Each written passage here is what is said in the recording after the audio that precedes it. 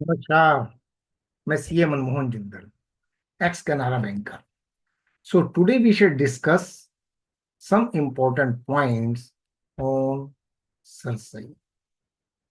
इसका full form है central registry of securitisation asset reconstruction and security of interest of India. So CERSAI is set up under the SARFAESI Act 2002, and it is an central online registry to maintain the centralized database of all security interest created on movable and immovable assets by the banks, financial institutions, and other creditors.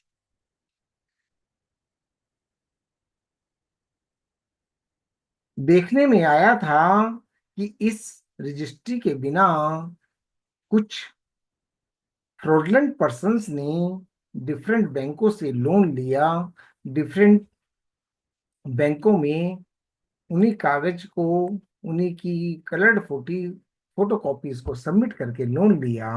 तो इसका objective clear cut यही है, to prevent multiple financing against the same asset and detect fraudulent activities.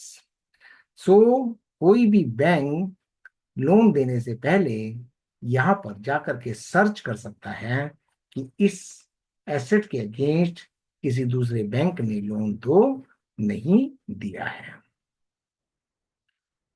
तो सरसई 2011 में स्थापित की गई और सरफेसी एक्ट 2002 के द्वारा गवर्न होती है, और it is an government of India initiative which is launched in 2011। जब सबसे पहले सरसई शुरू हुआ था तो वहां पर सिर्फ इमूवेबल प्रॉपर्टीज को ही रजिस्टर किया जाता था, परंतु धीरे धीरे इसका स्कोप काफी बढ़ा दिया गया है। और आज की डेट में इक्विटेबल मॉर्टगेज के अगेंस्ट लोन हो, चाहे डिपॉजिट ऑफ टाइटल डीड्स भी इसको बोला जाता है, चाहे हाइपोथिकेशन ऑफ मूवेबल्स हो, cars, inventory etcetera, assignment of receivables हो, एलआईसी के अगेंस्ट लोन हो, security interest by reconstruction companies हो, लीज एंड फैक्टरिंग ट्रांजेक्शन्स हो, या limitation intimation of satisfaction discharge of charge etcetera, सबके सब सरसई में रजिस्टर कराने पड़ते हैं। सभी टाइप के बैंकों को, एनबीएफसीज को, हाउसिंग फाइनेंस कंपनीज को, एआरसीज को और other secured creditors financial companies को रजिस्टर कराना यहाँ पर मस्ट है।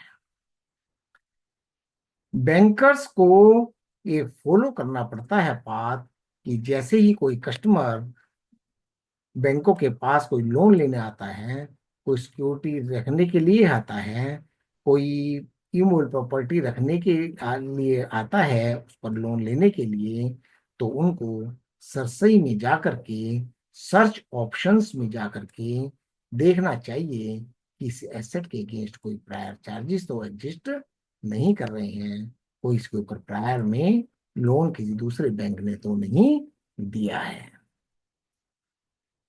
रजिस्ट्रेशन ऑफ सिक्योरिटी इंटरेस्ट, यदि बैंक ने सोच लिया कि भाई इस कस्टमर को लोन देंगे, इस सिक्योरिटी इंटरेस्ट क्रिएट करेंगे उस प्रॉपर्टी पर, तो 30 दिन के अंदर अंदर इसका क्रिएशन मैंडेटरी है। यदि लेट रजिस्ट्रेशन कोई बैंक भूल गया है, लेट रजिस्ट्रेशन कराना चाहता है, तो उसके लिए सरसई से परमिशन लेनी पड़ेगी और पेमेंट ऑफ लेट फीस भी देनी पड़ेगी। यदि कोई बैंक फेल हो जाता है रजिस्टर करने से, तो उसकी enforceability of security interest affect हो जाएगा।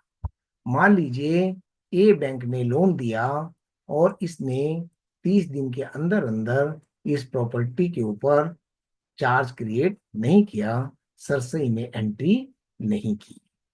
और यदि कस्टमर को पता लगे, कस्टमर कोई फ्रॉडलेंट हो, वह बी बैंक के पास भी गया और सेम सेट के ऊपर उसने इससे भी लोन ले लिया, और बैंक यहाँ पहले इसके ऊपर इंटरेस्ट क्रिएट कर देता है, सरसई में एंट्री कर देता है, तो ए इस चीज को लूज करेगा और इसके ऊपर इसका सेकंड चार्ज हो जाएगा और बी का फर्स्ट चार्ज रहेगा।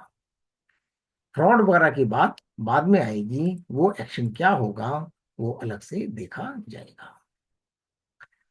यदि कोई इंटरेस्ट के अंदर एनहांसमेंट होती है, कोई कम ज्यादा होता है, change in terms and conditions होती हैं, तो इनको मॉडिफिकेशंस के जरिए सरसई में अपडेट करना होता है।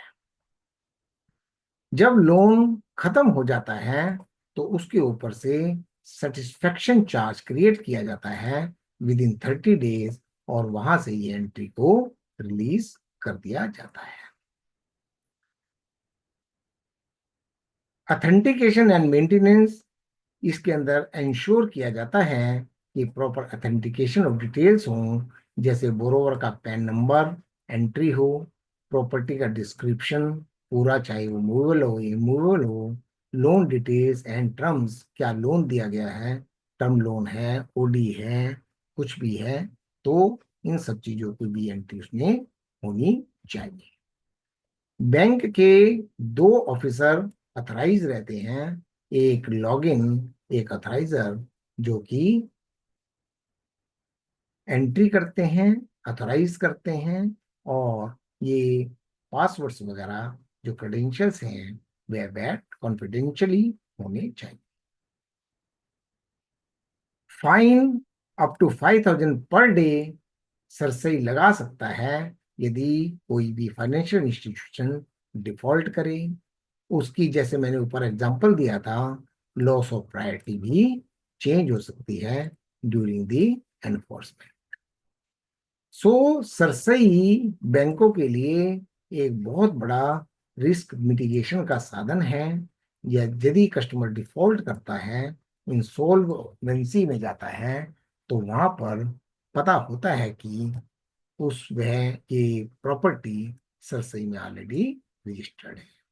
Valuation professionals, lawyers, insolvency professionals भी इस प्लेटफॉर्म को यूज कर सकते हैं verification of title and charge tracking के लिए। So this is some points on Cersei. Bankers should be careful that as soon as they enhance the loan against the a property, whether it is movable or immovable, entry should be entered into the Cersei portal. So बहुत बहुत धन्यवाद, नमस्कार।